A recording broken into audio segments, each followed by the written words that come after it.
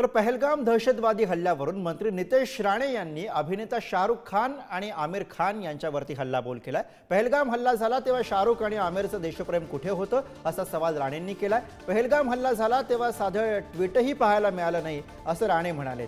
तर इतर वेळी देशभक्तीवर चित्रपट काढून खिसे भरतात, पहलगाम हल्ला झाला तेव्हा त्यांचं पाकप्रेम उफाळून आलं असेल असं टीकास्त्र सुद्धा राणेंनी सोडलंय। दरम्यान त्यांना आपलं देशप्रेम दिसत नसेल तर आपण त्यांचे चित्रपट पाहून त्यांना मोठं का करावं असा सवाल सुद्धा नितेश राणेंनी विचारला। पहलगामचा हल्ला झाल्यानंतर एक साधं ट्विट पण ह्या आमिर खान आणि शाहरुख खानचं कोणाला वाचायला मिळालेलं नाही। अन्य वेळी त्यांना मोठे मोठे आमचे पठाण नावाचे करायचं, सुलतान नावाचं करायचं, तिरंगावरचं प्रेम दाखवायचं, पण एवढा मोठा हल्ला आपल्या देशावर होत असताना पाकिस्तानने जेव्हा तो हल्ला केला तेव्हा कदाचित त्यांचं पाकिस्तानचं प्रेम जास्त उफळून आलं असेल। आणि म्हणूनच मी भाषणामध्ये म्हटलं ना की आपण कोणाला मोठं करायला पाहिजे, आपण कोणाला प्रसिद्धी दिली पाहिजे, हे आता खरंच विचार करण्याची वेळ आलेली आहे।